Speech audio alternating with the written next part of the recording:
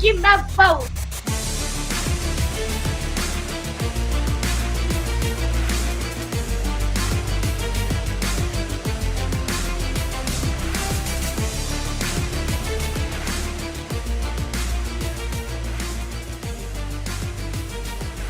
Court is in session with Ryan in Sacktown on If You Don't Like That. Now, Ryan in Sacktown. Oh, must be Rhino.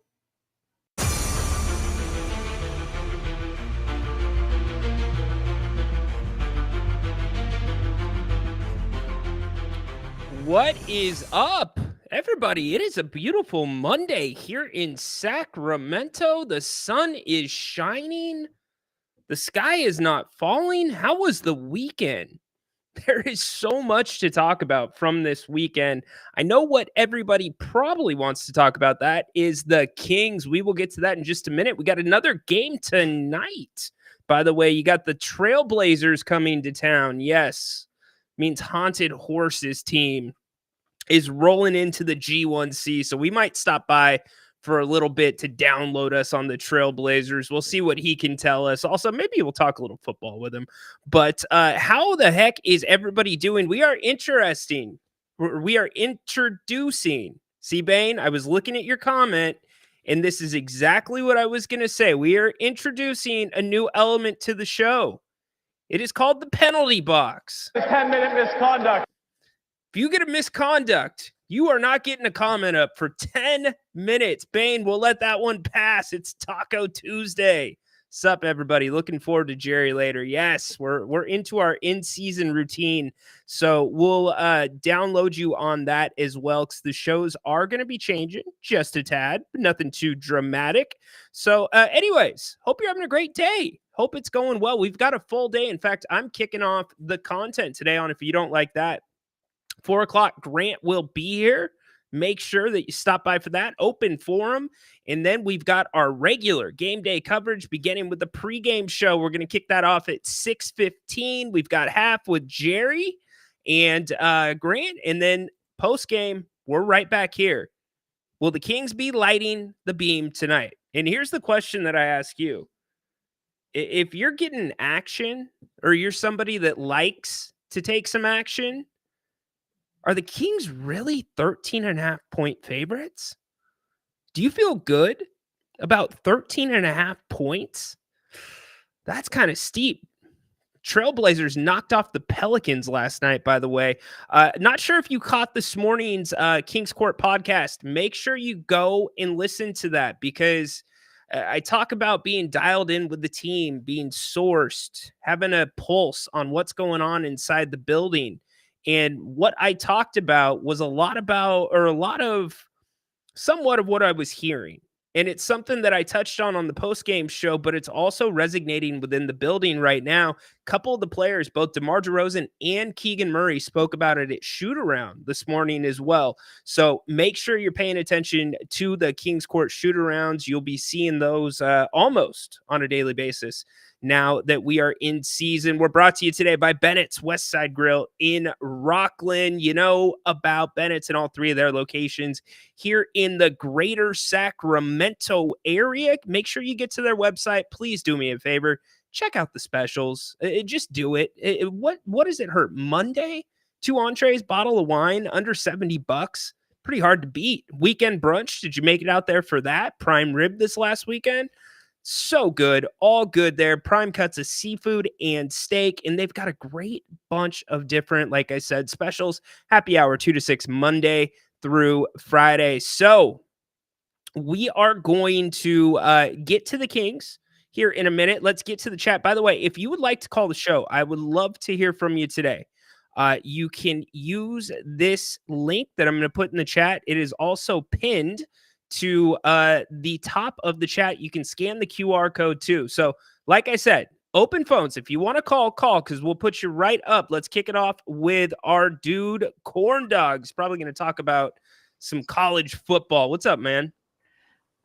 Yeah, so Saturday night was very busy for me because there were so many games going on. There was Some great college football games going on right around, the tip off of the Kings Lakers. So I'm just switching back and forth, between everything all at once. And I was just like, man, now that NBA's around, this is going to be even more interesting. It's an amazing time of year. There was so many things that were newsworthy this weekend that happened besides the Kings. Take the Kings out of the conversation. There was still a lot going on. Oh, yeah. Fascinating college football weekend, which now really just, I think, threw a monkey wrench into this whole playoff system with Texas A&M just thrashing LSU in that comeback. Okay, so Corndog, tell me about that quarterback, the backup that came in. That guy is electric. Yeah, so this is basically the best quarterback switch, Marcel Reed, since we saw the Tua for Jalen Hurts move against Georgia in that championship game. Dude changed everything. Yeah, everything in that game. Yeah, LSU just was not able to contain a quarterback that could run like that. They did not game plan for it at all. It really just threw a monkey wrench into LSU's plans, and now A&M is sitting pretty undefeated in the conference with a pretty easy remaining schedule. And LSU now has the bye week and them and Alabama are playing for their SEC and playoff lives. Tell you what, Brian Kelly and LSU, it just doesn't seem like it's mixing well. Yeah, they did get a win against Alabama a couple years ago. I know that was probably one of his career goals was to beat Nick Saban at Alabama, and he just needed, a team with better talent at the wide receiver end to do it. No, nothing against Notre Dame, but Notre Dame not pulling what they used to talent wise in some areas. But this is, Grant will tell you about him. Brian Kelly's just not a big game coach at all. And again, this showed because really they had this team on the ropes at home at Kyle Field. Like they had them, and they just couldn't. They had a little monkey wrench thrown out, and they just could not adjust to a running quarterback at all. And that was history. Georgia comes off the bye this week. They've got Florida, Oregon won again. Fight in the Michigan State game. 30, 45 seconds. Anything else you want to cover on college? Navy, Notre Dame. Yeah, that was a beating. Yeah, you know what? Navy just was not prepared for that big of a stage and moment. They had those fumbled snaps. They just really beat themselves. Honestly, there's flashes where, Horath, that big run where it was like 14-7, but Navy just could not live up to this big stage as a program. Hold on. We got to make this distinction, though. Look at the NIL funds between Notre Dame and Navy. Like, unlimited and barely anything, non-existent. It's two different worlds. Oh yeah, but again, I think if Navy really, I don't think they would have won one, but I think maybe they could have covered that spread if they really shot themselves. I mean, 6 turnovers is an anomaly. Yeah. I don't care who. That's a huge anomaly. Yeah, it's a good point. Like that almost never happens, no matter who you're playing. But I feel like maybe it's probably closer to being a 35 to 21 point game if the turnovers were cleaned up. But Notre Dame has probably sealed their playoff spot if things stay the course there. Well, we'll see. Marcus Freeman's been known to lose a few that you were supposed to win. Lucky for them, they have probably the biggest disaster fest coming up next week in Florida, or the next 2 weeks after their bye week against Florida State. And that's what they should be worried about. But you remember when they lost the game at home? It was the biggest upset. To me, that was the exact thing that you and I talked about. I said, you've got to use the quarterback different. He's not a pocket passer. You got to get him out running, do some RPOs, and they've made that change, and they look a lot better offensively. Yeah, and then Florida State, they have nothing going for them. They've already been they already have the worst next season record after going undefeated in a regular season. Their players can't catch a pass to save their lives. They can't really run. They've tried different quarterbacks. This is just a wash of a season. It's a gap year. Let's use a college term. It's a gap year for Florida State's program. Well, it probably needs to be a little bit of a lesson that you can't just rely on the portal, because that's what they've done the last couple of years. They've got to start doing some more recruiting, or a little bit better recruiting, to say the least. You going to be watching the Kings game tonight, buddy? Yes, I will be watching this Portland game. I'm expecting the team to gel a little better coming off of that Lakers game. I know we got off to a slow start in that game.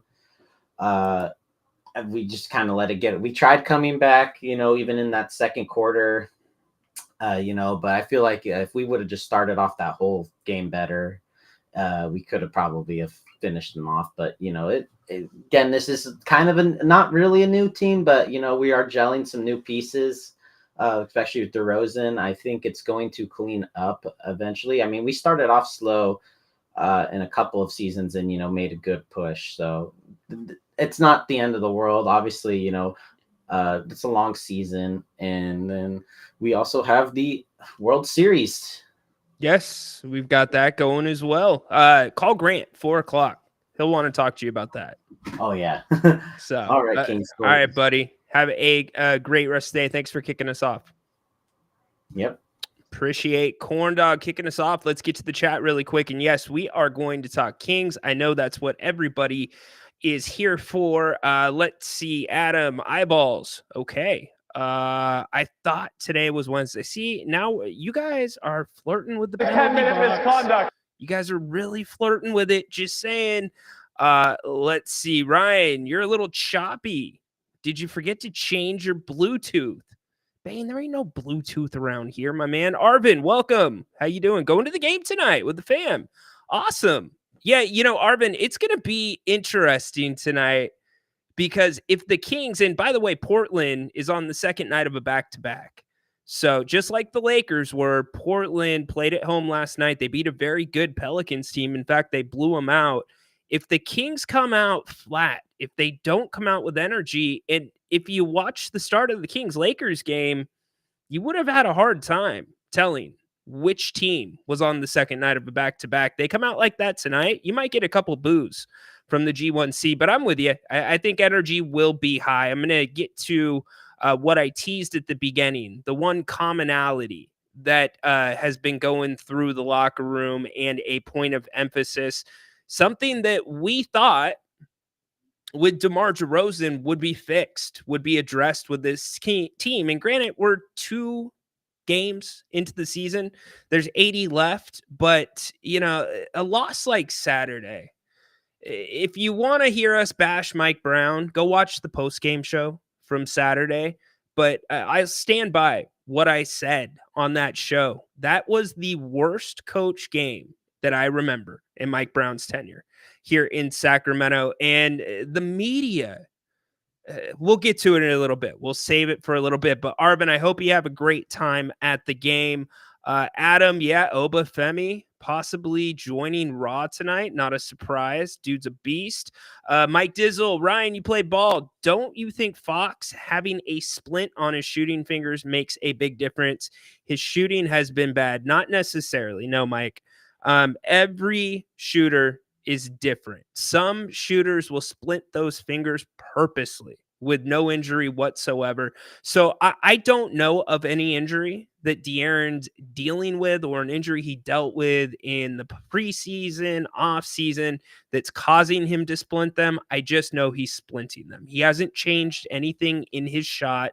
Everything is mechanically the same, but it's something I will look into. I will do a little bit more digging. It can also be one of those things that if you have something that you are fine-tuning and tweaking as a shooter, and it's an unnatural feeling and you're trying to get the muscle memory to start working there, you're talking about these fingers that he's splinting, because I'm a lefty too. Yeah, no, I don't think it's a big deal, but I see a lot of people talking about it, and it's a fair point, Mike, because it's different. You know, Keegan Murray, a lot of people don't remember this. He splinted his wrist his entire rookie year, and that was because he also was dealing with an avulsion fracture in that wrist, a very similar thing that Domantas Sabonis, actually Domas had halfway through the season. So get where you're coming from. We'll get that or get to everything else in a little bit. 13.5, I'll place different bet, I think. 13.5 is too many points in the NBA, especially with a Kings team coming off of last year that could not beat inferior opponents on their home court. The Timberwolves, the Trailblazers being one of them. Remember that? That was one of the worst losses of the season for the Kings. And the Trailblazers have size. And we're going to get to all that here in the rundown in just a few minutes. Want to get your comments in. Nye High, welcome back. Haven't seen you for a while. Hope you're doing well. Hell yeah! I think the Kings are just getting to know how to play together. They will start getting better, I believe. Okay. So we might as well get into it. Let me roll through the chat really quick, make sure that I'm not missing anything that's too significant. Yeah, we're going to talk about that as well. What's up, Sea-Dog? Good to see you in here, man. It's been a while. Let's see if the Kings lose tonight. How will it be? That'll be part of our next segment. I don't care who you play. Okay, I'm done. You're done, Bane? Don't be done. Okay, let's talk Kings basketball. And let's talk about tonight. Let's talk about the last two games. I've already made my point about Mike Brown. He made some mistakes in that game. De'Aaron Fox got hot at the end of the third quarter. You guys, let me take you actually back to the Timberwolves game. You remember the Timberwolves? They weren't hitting on all cylinders. The Kings were playing decent defense. They were making it tough. Or the Kings were making it tough on the T-Wolves to score. And then at the end of the third quarter, what happens? Trey Lyles takes a bad three-pointer. Anthony Edwards comes down. 3. They come down again. 3. They come down again. 3. The Kings' biggest lead of the game, which they amassed in the third quarter of 11 points, gone. Just like that. Done. That gave the Timberwolves the belief that they could win that game. Now, you could argue the Kings, John, I'm with you, baby. We need some beam. I can't light the one behind me until the Kings actually win. I can't do it, John. Hopefully we're lighting it tonight, bud. But anyways, the Kings actually played pretty good in LA. There were some bright spots. Kevin Huerter played well. Regardless of whether he was out of position here or there. And by the way, everybody was out of position here or there at one point or another in the game. I watched it back. I've watched that fourth quarter 3 times now. So Kevin did more good than bad on defense. Offensively, he got rolling. That's good, okay? But regardless of the back and forth between the Kings and Lakers, at the end of the third quarter, De'Aaron Fox got it going. He got it going. And the Kings end that quarter up, and I track everything. The Kings end that quarter 94-87. 94-87. I circled right here on my chart. You guys see that? I circled IQ because that was a high IQ end of the quarter. Something we don't usually see from the Kings, something they struggled with all last season. Domantas Sabonis had 2 really good plays, smart plays, hustle plays at the end of the quarter. Very similar to what Minnesota did to the Kings. The Kings were doing to the Lakers. They were up 7 and they had a chance to blow the lead out of proportion and send the Lakers packing because they're on the second night of a back-to-back. That matters for a team like the Lakers, a team that's older. You've got Anthony Davis. You've got LeBron James, 22nd season. You could have gotten them to fold their tents and go home. But what's Mike Brown do?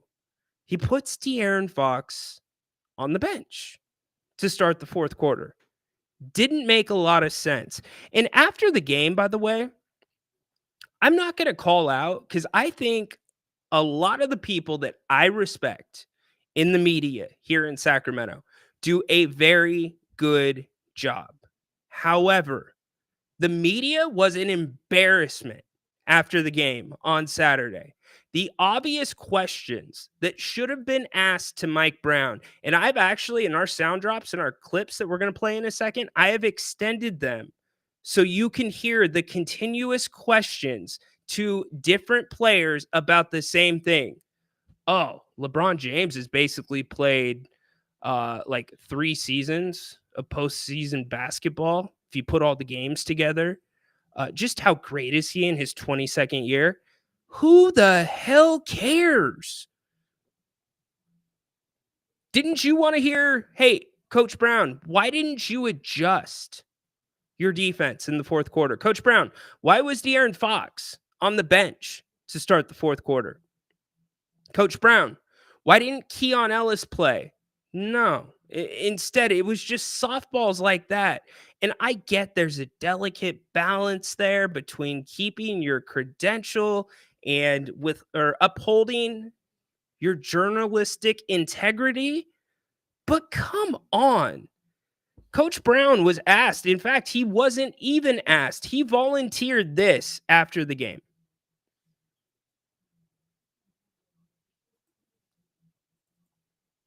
Sorry, sound drops are loading slow. Here's Coach Brown after the game. Oh, and that's why we're not there. There we go.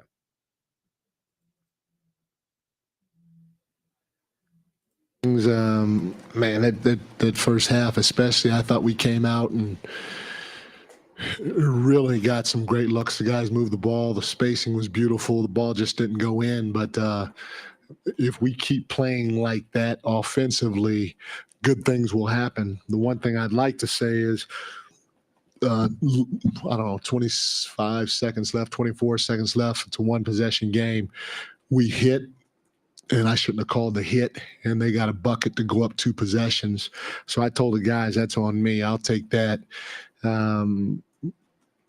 which is unfortunate because there's still enough time to, with us having 2 timeouts going down the stretch, still enough time to get a stop hypothetically or go steal foul if we need to. But that was a tough offensive play that we gave up, and I'm going to take the blame for that one. On the flip side, one of the things we talked about coming into the game was their ability to offensive rebound, and they got 13 of them. Austin was a bear on the boards. Austin Reeves, Rui was a bear on the boards, and that kept them in the game or helped them extend the lead when they needed to. So I got to give those guys a lot of credit. We talked about playing fast. Our guys did a great job of playing fast. We didn't do a good job of crashing offensive glass. For us to only have 5 offensive rebounds, we usually get more than that, and we're going to need to get more than that. And then the last thing is, you give LeBron a lot of credit. They went on a 21-3 or 21-0 run to start the fourth, and burned a timeout and didn't want to lose another one. Maybe I should, maybe I shouldn't. I don't know. Okay, so Coach Brown acknowledged at the end of the game they should not have run what they call double fist, which is basically a trap action. I don't actually have a problem with him running that trap action. What I have a problem with is when LeBron James is going off and the Lakers have identified the mismatch that they want, which was Keegan switching with Domas and putting Domas on LeBron. Keegan was on Keegan was on LeBron. Sabonis was on AD. They kept going back to that well, and the Kings never adjusted out of that, even after the 21-0 run. So why do you not do something different? You can ask about the timeouts. He acknowledged one of them. There's that as well. Okay, let's get past all that. Again, that is for the post-game show. You can go watch that if you want at your leisure right here on this channel. What I want to talk about is this. This Kings team has not played bad basketball. That's what's been the most frustrating thing about this. If you look at the last 2 games, the Kings' 2 games this regular season, the majority of both of those games, the Kings have played well. Coach Brown talked about the lack of offensive rebounding. The Kings end up giving up 13 offensive boards to LA, which you can't do. But the problem we saw last year with this team was extended runs of bad decision making, rushed offense, panic, and not being broken up, quite frankly. Coach would let them play through it. Coach would just let it go. And I get that some of you are frustrated at times with Coach Brown because you think he called too many timeouts year one. And then last year, it was somewhere in the middle. The other night against LA, it definitely wasn't there. There was no timeouts. He called one during the run with LeBron, but it was after the Dalton Connect basket, which we had people calling up and criticizing Coach Brown about. And I'm thinking, that was good defense. I went back and watched it. Kevin Huerter defended Dalton Connect well. That's about as hard of a corner shot as you can make in today's NBA. But anyways, getting back to the point, when we got DeMar DeRozan, the thought process, at least for this Kings fan, was, hey, we probably shouldn't have those runs like we had last year, or at least they'll get broken up. DeMar will get to the line. DeMar will go to ISO, and I'm not putting this all on DeMar, but I'm giving you my process or my thought process.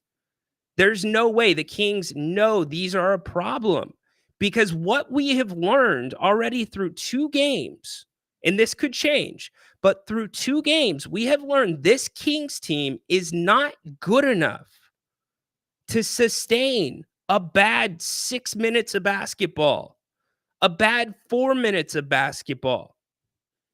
They just can't, because in both games, the Timberwolves and the Lakers, the Kings played, they were the better team, I would say, for the majority of the game. So I go back to the Timberwolves game, and these are the runs that I'm talking about. In the second quarter, this is what the Kings did offensively. They went free throw, turnover, then they had a field goal, offensive rebound, free throws, missed three, miss. You got a bucket, miss two, end of the second quarter. Now, that's not a great stretch, but it wasn't nearly as bad as what we saw Saturday. Everybody wants to talk about what LA did during that 16-0 LeBron run and that 21-0 Lakers run as a team. Here's what the Kings did offensively. Miss 3, miss 2, miss 2, miss 3, turnover, miss 3, miss 3, missed 3, turnover. That is where the game was lost. That was it right there. The Kings come back. They kind of get a little bit more momentum. In fact, they go, check this out. They go turnover, 2-2, 3, 2, 2, 3, 2, and 3. All in a row in the fourth quarter. But the problem was they were trading baskets with the Lakers. They had already fallen into that hole. So again, if you looked at the amount of minutes, if we put it on a pie chart, that the Kings have been the better team on the court, 75% of that pie chart says the Kings have been the better basketball team against 2 teams that actually the Lakers look like they are much better than we anticipated. And I'm actually going to give LeBron some love here in a second. And it's not because he went on a 16-0 run. That 25% of the time that the Kings are being the Kangs, as some people like to say, they are still not good enough to recover from that. And so that is what's super frustrating. So what is Coach going to do about it? What are these guys going to do? I get that the players have to play, but at no time during that fourth quarter was the defense adjusted. At no time was the offense adjusted. In fact, DeMar DeRozan just put it on his back and came down and started shooting threes. And luckily, he was converting. There's no adjustments. Failure to adjust. The Keon thing blows my mind. It perplexes me as to why he did not play on Saturday night. I get the argument that it was because of size. It doesn't matter. He is your best player at getting through screens, and that is what the Lakers do. It's ball screens. Look at what Keon Ellis and the rest of the Kings did against the Timberwolves, who are a significantly bigger team than the Lakers. So I take you to shoot around this morning, and I talked about that this morning. That was the theme that I was getting from people that I was talking to in the building. Shoot around this morning, DeMar DeRozan was asked about what's going on. How do you feel about the last couple games? Here is what DeMar had to say. And guess what? It's going to sound familiar. So kind of the one lapse we had within both games that kind of cost us, that put us in a position, to fight uphill. For the most part, the effort's been there, on both ends. I think just those two lapses we had in game one and game two, which put us in a, tough predicament to, fight back. Other than that, we've been doing a lot of great things, it's coming together. It sucks to lose, but we know both of those games should have been ours if it wasn't for our mistakes. And he's right. He's absolutely right. Here's Keegan Murray at shoot around this morning. Yeah, they're young. They're like also talking about the Blazers too. A lot of energy, so this should be big for us to get off to a hot start, especially on our first, game of a bounce back. A lot of length as well. Is that something that you guys are focusing on? As no length was an issue the first two games. Yeah, they're one of the taller teams. I think they're the tallest team in the NBA. But a lot of shot blockers, a lot of length, 2 through 5. So obviously they have a lot of effect at the rim, and we just got to rebound better. What's kind of just the headspace for you guys right now after the start? Obviously it's not been great through the preseason and then the first 2 games. So we have a lot of games left, so we have time to figure it out, and got to figure it out fast. Do you see anything common in this year? We both had leads in the second half in both games. I think the Lakers went on a run in the start of the fourth. The Timberwolves went on a run and late in the third. So those kind of things can't happen, especially in the second half. Is it? Bingo. Everything they're saying is spot freaking on. This has been the better team for 2 games. But the question, I guess, turns to, what do the Kings do to either curb these bad periods, stretches of basketball? Is it quicker timeouts from Coach Brown? Is it substitutions? Is it calling more set plays? Is it shaking up the defense? Because you cannot let the Kings play through these periods of basketball anymore. Until they prove differently, you've got to shake it up. You've got to be more structured, in my opinion. And the other problem, too, is the starters. Coach Brown said after game 1, he was worried about how much the starters played. And partially that was because of him being uncomfortable, and I'm paraphrasing here, with his rotation, right? Well, the starters played a ton of minutes in LA again. DeMar played 37. Domas played 37, and he was in foul trouble. And then Foxy was in the 40s. Keegan was in the 40s as well. So I guess the question becomes, it's not feasible to expect the Kings to play better than every team for 48 minutes. They're going to have their ups. They're going to have their downs. But what do the Kings do going forward to break these things up? Because you can't have stretches like that. Because if you asked me on the whole, I would tell you the Kings defense has not been bad this season. Their on-ball defense has not been terrible. You'll point to LA, which is fair, but that was ISO basketball That was mono e mono. That was pick and roll. And we talked about it in the pregame show. Communication was going to be key. And I thought Jordan McLaughlin and I thought Keon Ellis needed to play a big role in that game just defensively. Didn't mean they had to play a lot of minutes, but they had to play a big role. You have to pester, you have to annoy teams that are on the second night of a back-to-back. Make them pick up. In fact, some of you might be wondering, because I noticed it while we were watching live. Austin Reeves in the fourth quarter, he was letting the ball roll as the Lakers threw it inbounds. You guys remember that? And the Lakers had a lead, which is the bizarre part, because when you have a lead, you want time to run off the clock. You're not saving clock. That's what you do when you are down. You know why he was doing that? To avoid any type of 3/4 or full court press from the Kings. And the Kings did nothing to press back against that. Nothing. So it becomes an adjustment thing. It goes to the players and the coaches. Not going to put it all on Coach Brown. The coaches give these players a lot of freedom to play basketball, free-flowing, naturalistic, a lot of reads. But the problem is when you give that type of liberty, you also always have to be giving 110 freaking %. That means when things are not going right, that's when you cut harder. That's when you're looking for those backdoor cuts. And too often when the Kings went into isolation in both games, Minnesota and against the Lakers, they stood around and they watched. So what are the Kings going to do tonight to force the pace? Pace has not been bad. Right now, they are 7th in the NBA in pace. But you know what's bad? Offensive rebounding. That was a point of emphasis coming into the season. The Kings are dead last in the NBA right now in offensive rebounding. So a lot to talk about. We'll keep going through it. Let's get to your comments. And Jay, I'll come to you right now. BJ, my man, missed you. Good to see you back in there. Take each play seriously.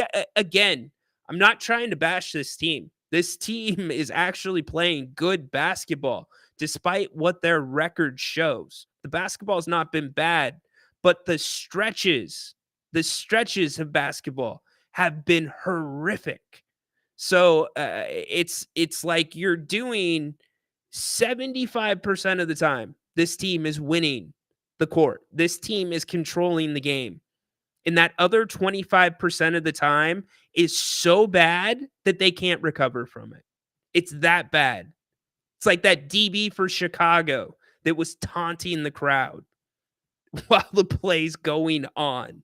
And then the Hail Mary gets converted. Portola, what's up? The center for the Blazers, Klingon, is huge. He's a big man. Blazers are the biggest team in the NBA. So you're going to get another big dose of size.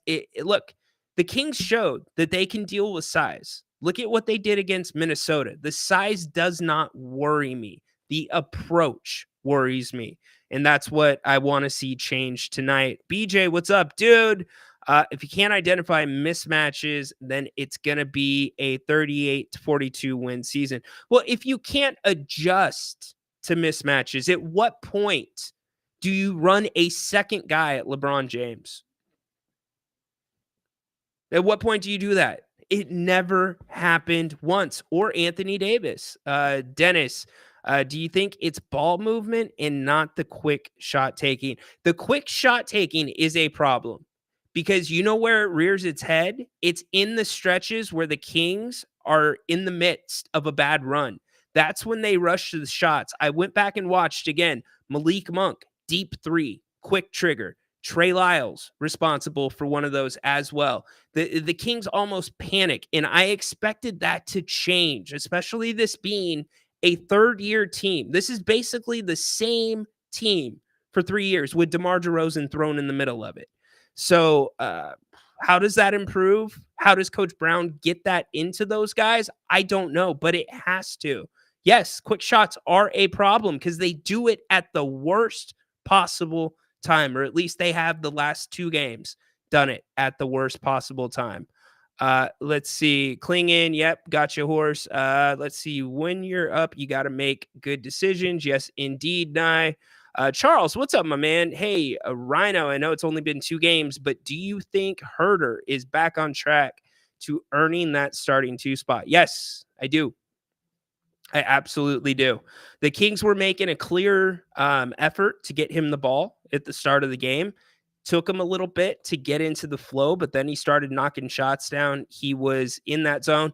I think Mike Brown played Kevin Huerter too long in LA on Saturday night. He played him too long. And again, I'm still looking for an explanation as to why Keon Ellis did not play in that game. Still blows my mind. One other note really quick.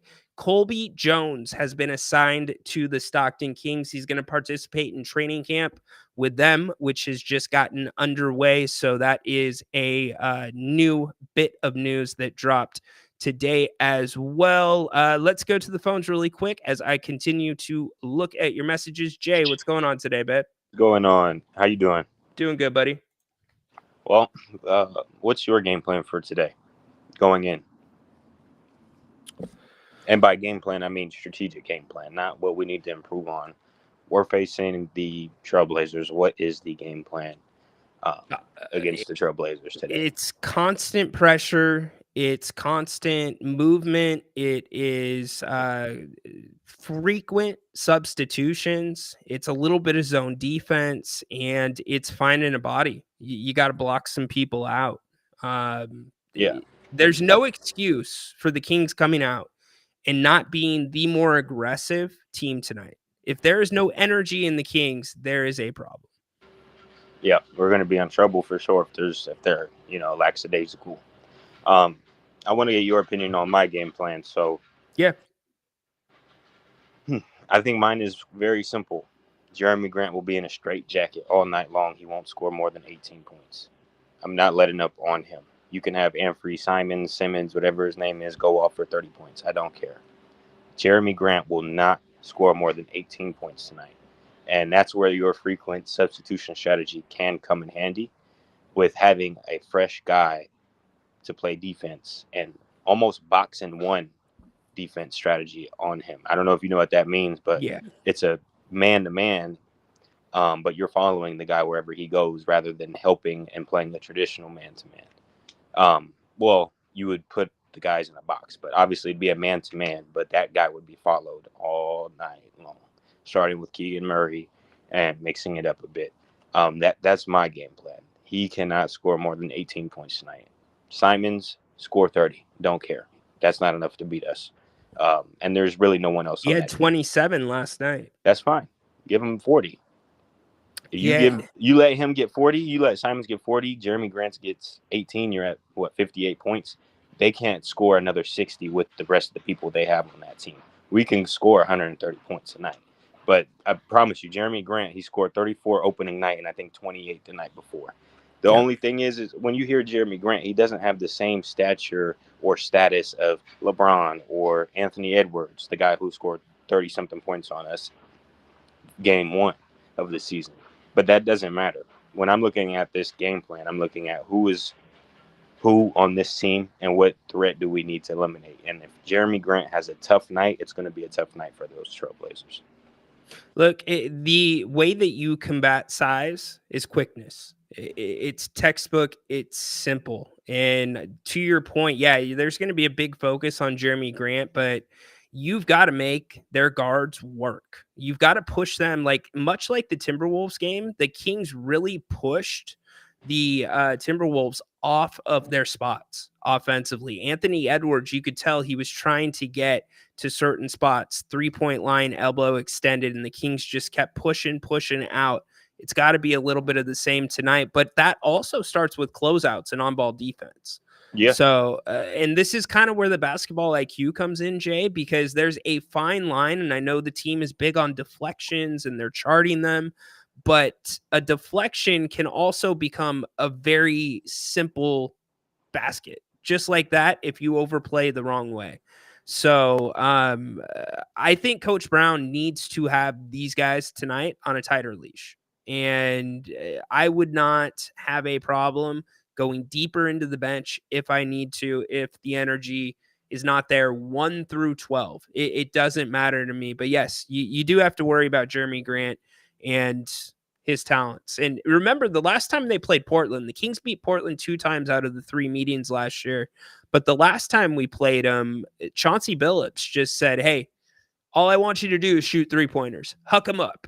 Get them up. And there was like 13 offensive rebounds in the first quarter. It was the last game of the season. So, yeah, we can't allow that either. The offensive rebounds and just rebounding in general, we're not doing very well with that. So that's going to need to change for sure as well tonight. Yeah. One thing, too, that I want to track is the 3 balls. The Kings took 44 of them in LA. I thought 35-40 is right about the number. And Coach Brown keeps saying 35. He said that a couple times over the past week. But I had a problem with some of the possessions in LA, Jay. I don't know if you noticed this. There's this difficult balance or delicate balance where Coach Brown's asking the guys to spray the ball out if it's a contested 2. But there's too many times where Domantas Sabonis is 6 feet from the basket. Somebody else, Kevin Huerter, 6 feet from the basket, and they have a good look and they hesitate because they're thinking, do I spray it? Should I shoot it? And they wait and the look's gone. And now that passing lane is clogged. And so now you're looking around, you've got your dribble picked up. I just feel like sometimes you got to let basketball be basketball and let it be simple. I mean, if you don't want Domantas Sabonis shooting a 6-footer, the hell do you want him shooting? Right. No, I mean, I remember after game 1, he made a point that those threes that we were shooting, or we had a lot of open looks. So when the defense collapses a lot, which they will when you have someone like De'Aaron Fox, you'll have about 2 to 3 guys help over because they know he's probably going to blow by his man offensively. When that happens, he was saying you need to spray. We had a lot of spray 3 opportunities that we didn't get to. But at the same time, when you have someone like Anthony Davis, for example, in the Lakers game, guarding Domantas Sabonis, they're more likely than not going to help on that because they have Anthony Davis. So you just kind of let them go one-on-one, and hopefully you get some foul calls and start getting Anthony Davis in foul trouble. So I definitely agree with what you're saying right there with being aggressive, especially when you're so close to the basket, you know. Yep, you got to. And then Domas, he's got to stay out of foul trouble tonight, obviously. It's going to be tough. Between Ayton and Klingon, you know, you're going to see a healthy dose of Alex Len. And the bench scoring for the Kings has also been a problem. I mean, I know I've said 75% of the time they're playing good basketball, but still the bench has not totally been there the way it needs to be.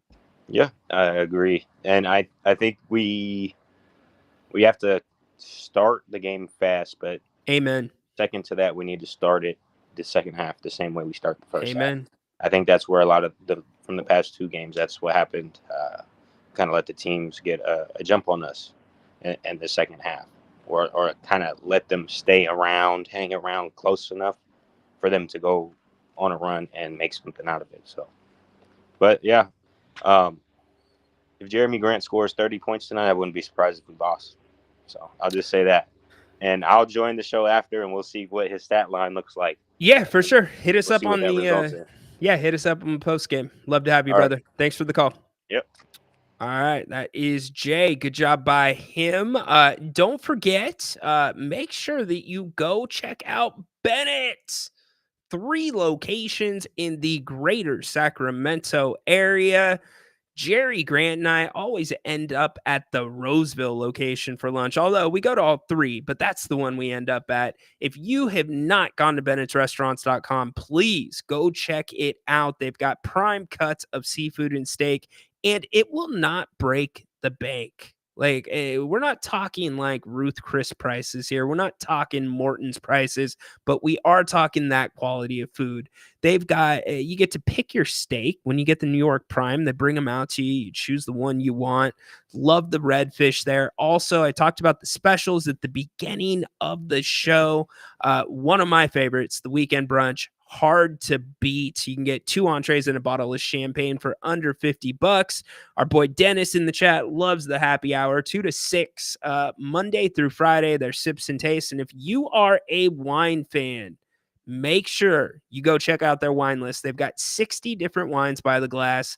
I'm not talking about boxed white Zin. No offense, that's your thing. I'm talking like Rombauer Chard, the good stuff. So also, if you've got holiday parties coming up, office gatherings, whatever it may be, think about Bennett's. They've got some beautiful private dining rooms. In fact, we will be doing another event this year at Bennett's, much like we did a couple years ago, and much like we did for the playoffs. We will not be shaving our heads this time, but who knows? We'll definitely have some fun. We will broadcast from there, do a watch party, make sure it's an away game. Grant and I, maybe we can get Jerry to come down with us all so we can do a If You Don't Like That get together. So do me a favor, go check out Bennett'sRestaurants.com. You can also put in your to-go orders now directly from their website. Huge thanks to Bennett's for sponsoring today's episode of the King's Court. We're going to get to Haunted Horse in just 2 seconds. Let's see, Portola. Do you actually live in Portola? I like Portola. It's just kind of far away. It's a cool area. Scoot Henderson will cook tonight, and they only have like one restaurant. It's like the Tasty Freeze or something. Yeah. Let's see. I love how the Kings always are in the game, even when they play bad. They have always been a good opponent. Well, they weren't always in the game last year. And that's the thing that Kings basketball is built on. This fan base will still support you if you're losing, if you're playing hard. And the Kings have played hard the last couple of games. It's been the mental lapses, both on the floor and off the floor with coaching. And I saw a question about Jordy. I thought this was a great point. AB brought it up. Do we think the loss of Jordy Fernandez on the coaching staff has hurt us? I feel like it. How could it not? Absolutely. Jordy was really and I get the Kings defense has not been their strong suit, but Jordy was the defensive coordinator for this team. And obviously he is in Brooklyn now. He saw his cool celebration, getting his first win. But Luke Laux is now in charge of the defense. And again, I want to be clear about this. I thought the defense looked really good for the most part against Minnesota. And I thought the defense was pretty good against LA too. Even when LeBron was in his run and in his bag, as the kids would say, the defense was not bad. He was making hard shots. The Kings just never adjusted. Seriously, go back and watch the fourth quarter. It is just a pick and roll between AD and LeBron at the top of the key. It's all it was. It's all it was. The Kings never threw a second guy at him. The Kings never switched defenders. They didn't try to find a different way. So it's hard to answer if we're worse off without Jordy, but he's a great basketball mind. So, of course, it's going to be different. Let's bring Portland guy in. Warning, Portland guy, Haunted Horse. What's up, dude? The enemy is here. Enemy in the house. You know, I have people, because they know I live in Portland and I do like the Trailblazers. They always ask me, what I think. I want to say this. Everyone in your chat, because of the show you're watching right now, knows more about the Kings than I do the Blazers. I am a very passive fan. Now, I used to watch them a lot more and pay attention to everybody on the team, but I am not the guy to give you expert advice on what you're going to face tonight, other than the fact that I did look at the box score, and I like Clingan. Boy, I'm glad he fell to us. You said that was a good pick for us, Ryan, when we got him. And that we were actually targeting him and didn't think he was going to fall to us. You had been targeting Clingan before the start of the college year, his senior year. Yeah. That was the guy Portland wanted. Yeah. And he is definitely causing excitement up here. So, we lost our first two games, you guys as well. And last night it clicked. And they smashed the Pelicans. Clingan had, I said in the chat, 2 block shots on Zion. John pointed out that he's a foot taller. But, yeah, Zion's also much more experienced. You would think that he would alter or get around a rookie and not be blocked twice. But, yeah, the size is there. And so, anyway, you made a joke to name 4 Trailblazers. And that's funny because I could have at the time, but I can't rattle them off. I'm sure most of your fans can rattle off your starting 5. I would have to sit there and think really hard. So anyway, that don't listen to what I'm saying and go, oh, you got some inside information. It's just, but that said, I do like to gamble, as everyone that knows me knows. And I did some parlays mixing up MLB, the NFL game tonight, and I did take the Blazers. I'm getting 12.5 points. So you said 13.5. I'm DraftKings Sportsbook's offering me 12.5, and I took it just because you're right. That's a lot of points. That's a lot of points. Now we are on a back-to-back, but it is what it is. So I took the points. I think you guys win, and you better hope so, because you'll know you Ryan will hear it from me if you don't. Yes, I know I will. I know I will. So anyway, just like the Seahawks 49ers stuff. Oh, and speaking of the 49ers, boy, last night looked really good until it didn't. I thought, man, I've seen some leads, 2 10-point leads blown this year. I thought, oh no, not to the Cowboys. Please, not to the Cowboys. Anybody but them. And they had that good defensive stand on that last Cowboy drive. I mean, 4 passes, 4 incompletes, and covered well, no flags, and they stepped up when they needed to. So 49, I'm not ready to say that I see this team making the playoffs. I am not thinking Super Bowl. I'm not even thinking NFC Championship game. I'm saying maybe we get in the playoffs. And listening to the McCaffrey news every week, I just don't think that guy is gonna. You know what? He might try to go, but what scares me is the Durant thing. Yeah, that I would rather have him shut it down, let that tendonitis, because I had tendonitis in my elbow, and I still got it because my job is physical, and the doctor basically said I would have to lay off of that motion, and for me, it's picking up heavy stuff for like 8 months. Yeah, yeah, right. That's a nice motion. Picking up heavy bags of dirty laundry. Yeah, right. And, not do that for 8 months. Well, what am I going to do? Tell my boss, hey, I can't do my job for 8 months. Yeah. Yeah, I got you. So I'm hoping he does not try to come back, because I know he probably wants to, thinking that he can change the trajectory of the team. Shut it down. We've got him long-term signed up. I do not want him to roll his Achilles, because now all of a sudden you're talking about a career changing or ending injury. I know they're not always career ending anymore. They're success, but they don't come back the same. Yeah. Especially a running back. So I would rather have them just make the playoffs, not go anywhere, rest everyone up. I said this on Friday, and retool and give it one more shot next year. And then decide whether, where you're going to start to make big changes in the player base. Aren't you gonna have to make some significant changes though, with having to pay Brock? Yeah, well, here's the thing. How cutthroat? I mean, most NFL teams are pretty cutthroat, right? Do you bring back, and I don't know what the cap hit is, but do you bring back Ayuk that just got this big contract? I don't know what cutting him, dude, does that save you any money or not? Well, no, it depends. An ACL and an MCL, well, just forget the MCL. The ACL, they come back in a year, but they're not back to normal for 2 years. And I know that's cutthroat and horrible sounding and everything else, but you got to look for salary. You got to keep Brock Purdy. You can't let him go.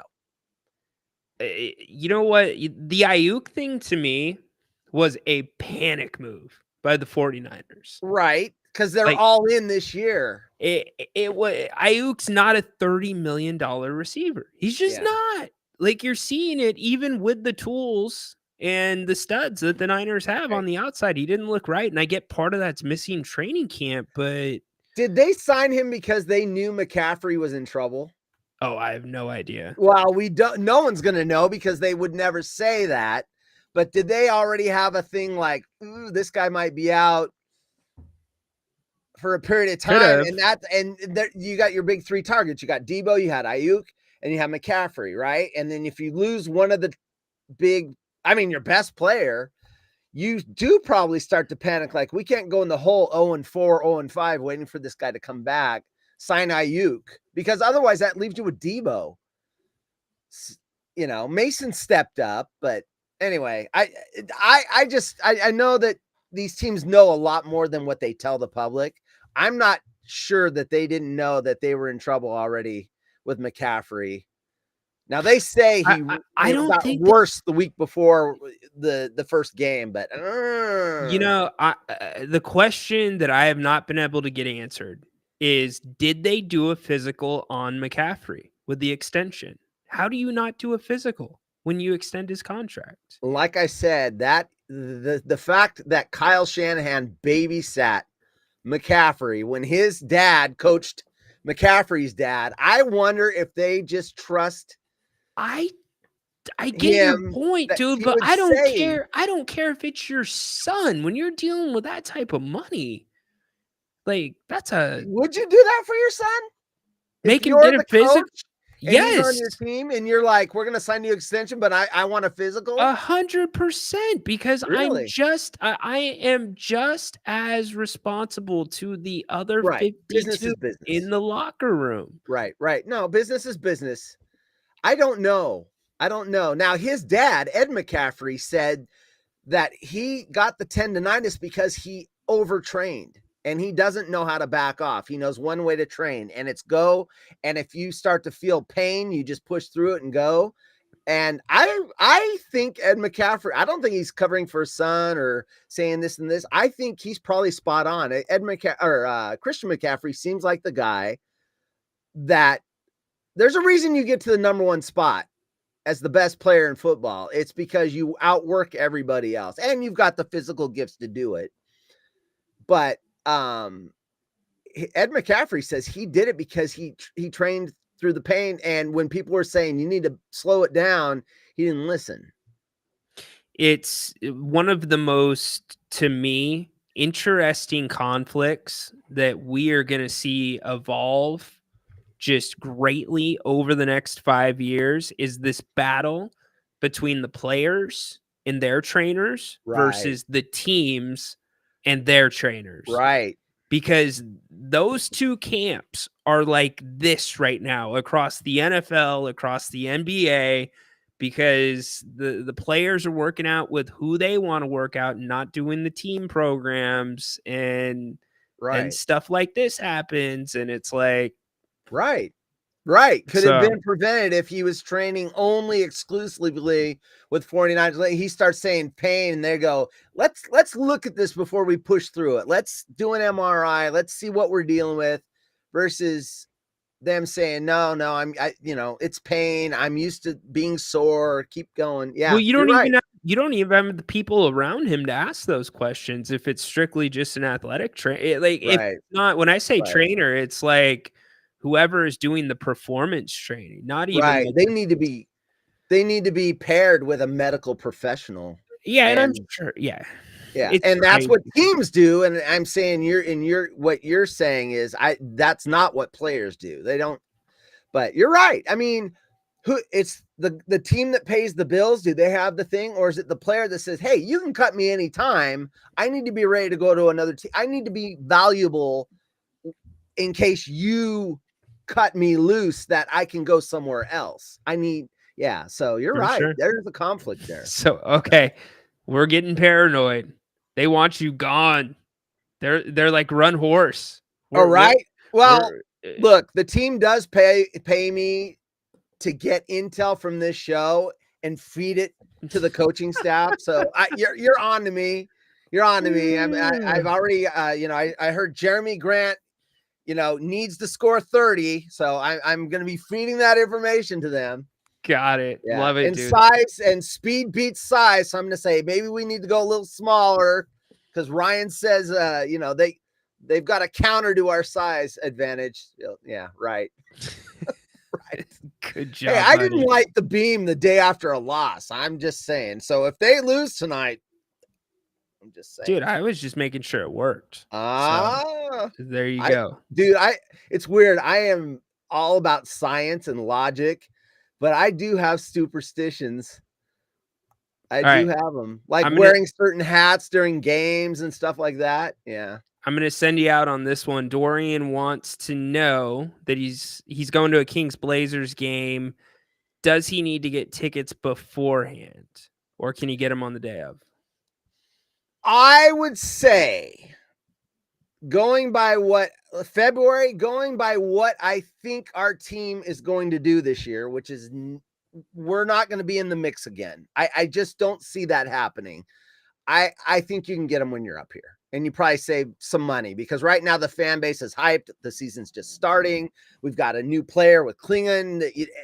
I think you will save money if you wait, and you probably get some decent seats. There you go. If I thought this was a team that was a 1, 2, 3 seed in the playoffs, then this town buys up, gobbles tickets, and then they sell them at a premium. I don't think that's going to be the problem in February. There you go. Not with our team. So. All right, dude. Way to knock it out of the park. Who you got tonight? Not in the basketball game, the football game. Football game? Yeah, I like the Steelers, and I even took a lot of times. I like to go money line because I'm working it into a parlay, and there's nothing worse than being beat by a spread when you've got the other pieces. So, but I felt good enough to where I took the Steelers -6, and then I mixed in. I think they're going to run all over the Giants. Giants have a horrible run defense, so I've got Harris, and I don't have it up in front of me, my bet, but Harris and his backup.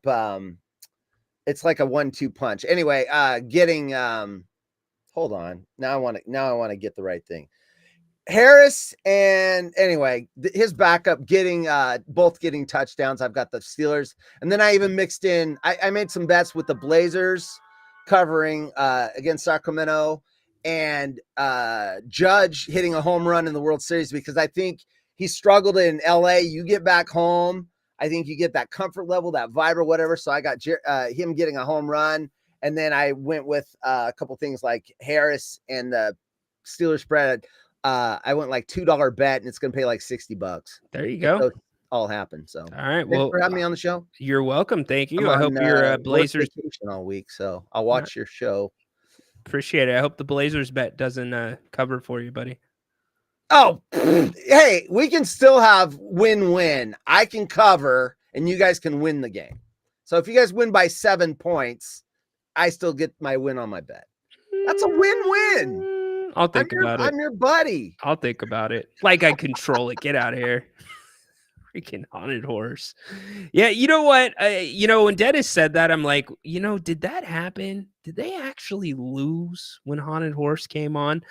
Speaking of the Blazers, if you're looking for a full breakdown of the game tonight, especially what the Blazers do, I've got their stats. I've got an idea of what I think they're going to run against the Kings. Also, I've got all the numbers from last year. Make sure you come back for the pregame show at 6:15. We're going to go through all of that, like Dennis is talking about Scoot. We're going to get through all that stuff on the pregame show, 6:15 tonight. And then again, we've got Jerry at halftime joining us. We've had some really good halftime shows with Jerry, but we've all been wrong. The last 2 games, we've all picked the Kings, and we were wrong. Hopefully, we are right tonight, and then we wrap it up tonight. Post-game, Grant and I with you. And then also, don't forget, Grant's going to be right back here in about 50 minutes doing open forum. He'll be talking football, Kings, and also the World Series. So come back, talk with him. I would be remiss if I didn't get to this part of last night. If you've been paying attention and tuning into the show for the last couple weeks, we've had somebody that keeps popping up in our world here in the King's Court, and his name's Jerry Jones. And Jerry was in San Francisco last night for the game, and apparently some of his family members were in some type of car incident. I'm not sure if it was an accident, but hope they are okay. But we've been covering this drama of the Cowboys season, and how he's taken heat. Now he's launched back at the media, and the media is just doing their jobs, and then he's threatening their jobs, right? Well, Jerry Jones, after the game last night, had this to say. Man, my sound drops are slow today. I'm sorry, y'all. Here we go. Oh, how proud I am of these guys in here. That's a good team. We've, frankly, turnovers do settle the scores with games like that. And I'm so disappointed for our fans. And this felt good. This felt good today. Felt good with the team. But San Francisco had something to say about that. But we've got a locker room full of sick players and coaches to go along with literally hundreds of thousands of Cowboy fans that are sick. You know, Jerry is spot on. Hundreds of thousands of Cowboys fans that are sick. Now, here's the deal, Jerry. They might not feel great about last night, but they are sick. They're sick of you, and they're sick of your son, Steven. Not only does Jerry do a radio hit every single week with 105.3 in Dallas, his son, Steven Jones, who is in the front office, also does a radio hit. His happens to be on Mondays. Now, if you remember when we talked about Jerry last, Jerry got really upset about the Derrick Henry thing, right? And do you feel like you've done enough to improve this team? Got really upset about that. So again, this morning, Steven Jones was asked the same question. Dallas, do you just not have the talent? Did you just not get the talent this offseason? Is that the problem?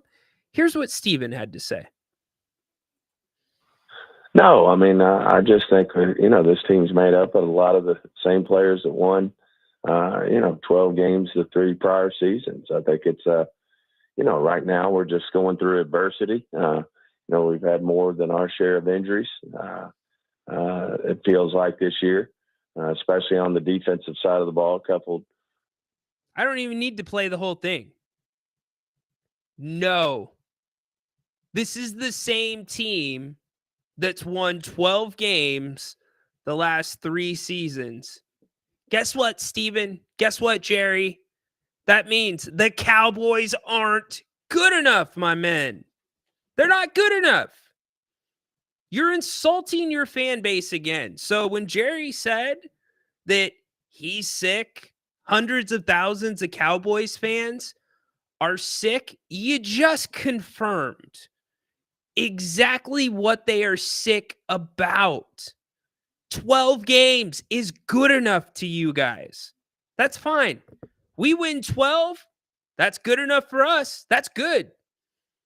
12 games is not a damn championship. Look at what Sacramento did after 46 and 48 wins respectively. Get the hell out of here. This guy just said, no, I think we're good enough. We've won 12 games 3 years in a row. Well, like I said 2 weeks ago, enjoy your 12-game regular season wins, whatever it may be. Maybe 13. That's it. You guys don't do anything besides that. I feel so bad for a Cowboys fan.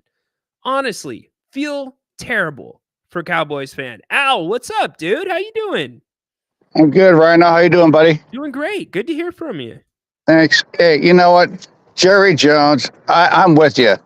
I feel for the Cowboys fans because how many professional teams on all the sports do you know that their owner addressing the media, landing his personal helicopter at practice with all the cameras rolling? How many teams do you know? Did you ever see Eddie DiBartolo back in the day? Addressing the media. No, the coach. Most teams' coaches, and their players and their assistant coaches are addressing the media. So Jones is he's the problem. here's the other issue. He's the problem, and he's the owner. So Right. I just don't see it. And that's where I feel for John and Anita and some of the, and I know a lot of Cowboy fans. They come out of the goddamn woodwork, and no offense, but it's just Jones is it's just he's why is he doing the interviews? Step back, let your people do. Robert Kraft doesn't do that. He lets him hires his guys, and the Seattle's owner. No owner I know of. I think of all the professional sports. This guy is just he's got this thing for the TV camera, and he's living in the past. He's living. He fired Jimmy Johnson. Just because his ego couldn't. He thought Johnson was getting more profit. He's the guy who hired Johnson. He's the guy who hired Jimmy and his players to put those powerhouse Cowboys teams together. So, I'm a Rams fan. You're a Seattle fan. Hey, but as long as and the Cowboys, by the way, I appreciated your comment the other day. You noted the Rams were ravaged with injuries, and of course, it's never an excuse. But the Cowboys are beat up. I mean, they are beat up on, and that's it isn't an excuse. It doesn't really necessarily make a fan feel better. I know I don't feel because I was like Puka and Kopko down in week 1. Right. And then I see the difference when they come back. It's like night and day the other day on that. I mean, it was like in the other units, the special teams and defense seemed to feed off the positive energy. And, and what's your take on, and I'm getting, everybody's complaining, I know, rightfully so, about the non-call of the face mask. But, Ryan, there's 90 seconds left. They get a first down. They call it right. They're 80 yards away with no timeouts. I guess with Justin Jefferson, it's possible. But after their first quarter with 2 touchdowns, and they looked unstoppable, 2 field goals the rest of the game. Right. I don't really see it. I know it's a bad miss. How can and the ref saying they didn't see it? Well, where are you looking? Are you looking at the left tackle? Are you looking over here on the sideline somewhere? You got to be focused on the quarterback, I would think. But what's your take? I think still felt the game, but the Rams had the game in hand. Yeah, Al. I mean, I thought they had the games in hand too, but I guess it's that whole chance thing, right? Like we saw yesterday with Chicago and Washington. Right. But the bigger problem, Al, is it's not so much would it been the chance, it's about the people that have money on the game. Right. Because depending on the spread, depending on the over-under, where that's at, like that could have affected a lot of people. And I think that's where a lot more of the criticism that you hear criticism about, it was a bad call. But I feel a lot of those people pushing that narrative is because they've got action on the game. Hey, Ryan, I'm just boggled by, I know, I'm an old guy. I'm back there. I'm a year older than, I'm boggled by, once they suspend guys for a year, back years ago before you were born, Alex Karras and Paul Hornung, Karras played defensive tackle for the line. They got suspended for it. But now, recently, Calvin Ridley. But let me ask. Yeah. I mean, there's so much hypocrisy. Then I'm looking at these commercials. The league pushes DraftKings and these gambling websites. So it's like they're talking out of both sides of their mouth. It's a bad precedent, Ryan. I'm telling you. I mean, be the guy, these parlays, and the league is saying if you have a gambling product, why they're promoting it. I see Tony Gonzalez and Greg Olson promote. They're actually putting their own handicaps up there in the pregame show. Yep. On the props. I think it's a bad precedent, man. I mean, if it ever comes down to there is some kind of fixing, which I don't believe, there is personally, because whoever's belly aching about that, there's never any fixing when their team wins, only when the other team wins. You know what I mean? Right. But as far as that Chicago game you just brought up, did you see the video? You've probably seen this. Maybe you've even talked about it. The Chicago Bear, that knucklehead, running down the side and talking to the fans when the play's in progress. I got it right here, Al. and there's one scene. Hey, Ryan, there's one scene. if you search around, I don't know if this has been photoshopped, but the fans, and there's an end zone shot, and the fans in the end zone, I think they're all pointing to the play for the guy to go over there and do something. I believe it. Of course, 916 Niner. Al is a freaking legend around here. It's a pleasure to get his call. Yes, he is cooking. Oh, you're too. But you know what's this guy do? If I'm the coach, Ryan, I cut him the next day. I would cut him coming off the field. Here's the kicker. Sorry, I didn't, no pun intended. The guy apparently is the player who ran back in. Maybe he should have stood and stayed talking to the fans. He ran back, and he's the one that tipped the ball up in the air. He was late to the play, Al, and he came sprinting in, and it's almost like he came up, and like how Kareem would do a jump hook, he just hooked the ball. He like did that same motion, hit the ball, it goes backwards. And my guess is he was probably the guy that was supposed to be covering the back of the end zone there. That guy that was covering the back was just completely wide open. It's just, I don't know how, I mean, I know not, and of course the coaches are all, well, it's a learning, it's not a learning number. Not here. Ryan, your young son, if he's playing Pop Warner, he would know better than that. Don't tell me it's a learn. Don't tell me it's, you know what it is? That's that touchy-feely bullshit. It's not a learning moment. You're stupid. You don't know what you're doing. Get off the field if you want to go sign autographs before the games play. Oh, you cost your team the game. And the last thing is, Chris Berman used to have this funny take. He'd always yell, knock it down, knock it down, and don't tip it up, Oh, man. Absolutely. Al, you're the best, man. You are the best. I know you're getting ready to check off, so I just wanted to say I'm sorry I haven't called in a while. I'm just sometimes, I'm an old guy, and I just try to find you guys in different places. I think you're on usually at 2:00, and you're doing a great job. I just want to say, hey, the Kings, I know everybody's on the ledge, but I think they're still learning to play together. They're still, I'm not an NBA like NFL, but you got to take time to get comfortable. And two really close losses, the Lakers, they're a good team, I mean, I know the way they lost, and Brown, I don't know the nuances of Brown, not calling a timeout. Usually I see coaches calling timeouts to stop the run or stop the bleeding or refocus and, but stay positive. I hope the Kings fans, I'm a fan, but I'm not a diehard. I think they'll get us straight tonight, and then hopefully everybody will get off the ledge and back in the room. But thanks for taking my call, buddy. Have a good one. I'll be listening tonight. Sounds good. Thanks, Al. You're the best, man. Hope everything's well with you. Thank you. You too. All right. That is Al. What a great way to wrap up the show.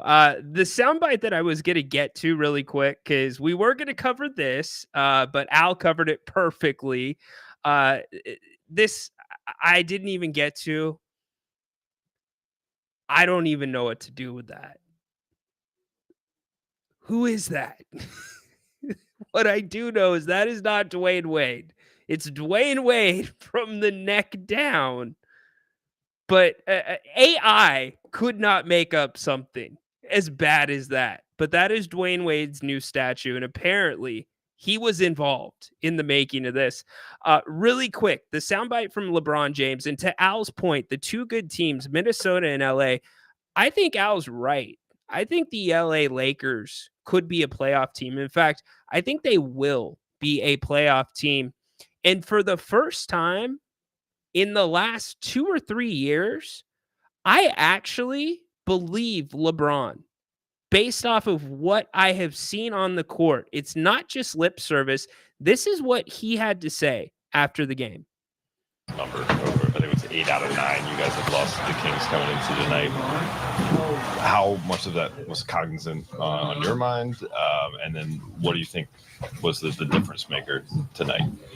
They definitely, have beaten us pretty good over the last year or so, and obviously it's on your mind. You want to match up with certain teams in the West, and you want to see where you stand. And they're super well coached. They have a lot of foot speed, a lot of guard play. Those guys, De'Aaron Fox, Malik, those guys. Now DeRozan, he making plays as well. So you got Sabonis, who's has the ball at the top of the key, can get in the paint, cause havoc too. So we just try to put some pressure on them as well as they put pressure on us and see where we stand. The way this team is constructed, do you think you'll have the luxury to kind of pick your spots to have something like you did in the fourth tonight versus need to kind of be looking for that for 4 quarters? I mean, listen, at this, when I could do that at 22, but at almost 40, I don't need to be doing it for 4 quarters. I have the luxury of, having an MVP caliber player next to me. AR can get it going, in bunches. D'Lo can catch fire. Rui has been consistent, and he can get going and score in bunches as well. So, this team is not built for me to have 16-point quarters through all 4 quarters. It's not how it's constructed, and nor should it be. We're a team, and we all have to play together. Can't disagree with him. I can't disagree with him. And for once, and I've been very critical of the Lakers organization, saying that LeBron should have been the player coach, saying that LeBron hand chose his coach in JJ Redick. Been critical of the Bronny situation, more so on Bronny's behalf, because I feel like he's kind of the victim there. And now the right thing's happening. He's going to the G League, and the G League needs him, and Bronny needs the G League.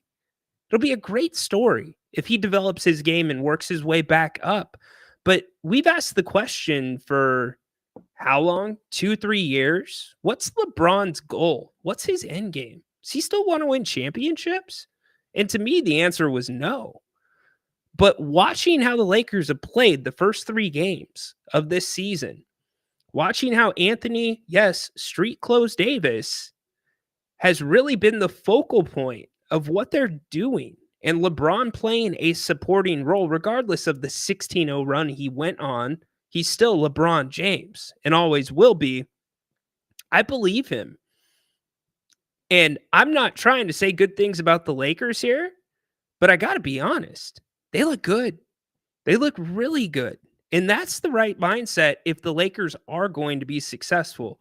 So that was very refreshing for me to hear from LeBron James. And it wasn't one of those bullshit things. You could tell that was genuine, or at least it hit me as genuine. So anyways, all right, we will be back tonight. Grant's going to be here in 30 minutes. Make sure you join him. But again, we've got full coverage tonight of the Kings and the Timberwolves, beginning with the pregame show, 6:15.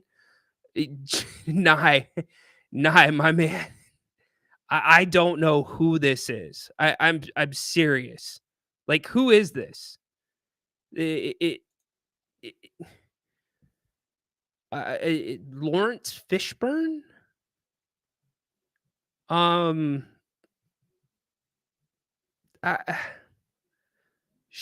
and Dwayne Wade had a clone? I don't know who that is. Like, if you're Dwayne Wade, you can't be excited about that. You knew that the reaction was going to be there. Now, I suppose, which he's not, I'm not going to go there. If you're a deadbeat dad, then maybe you would want it not to look like you. But no, Dwayne's a good dude. Who is that? I don't know, but it is not Dwayne Wade. You've got to do something about that. Like, immediately, you have to do something about that.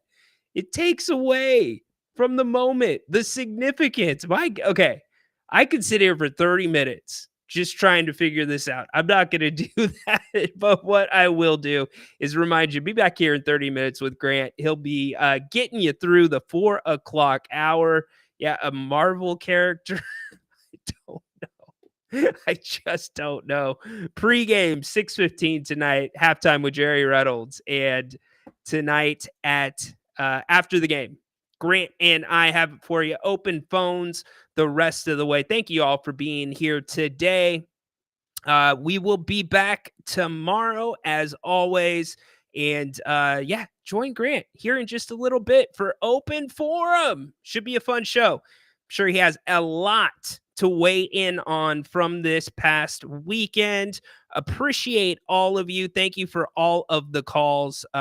You are the best. Al, awesome call, buddy. Great to hear from you. And can't wait to be back with you 6:15. Again, I will be breaking down the Trailblazers, taking your calls, and getting you ready for tonight's game. Go check out Grant, 4 p.m. I'll be there. Kings gonna light the beam tonight? I think so. Go Kings, light the damn beam. Stay the hell away from Levine.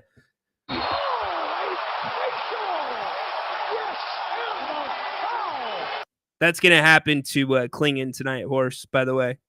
Compliments Keegan Murray or Malik Monk. Light the damn beam. Court is dismissed.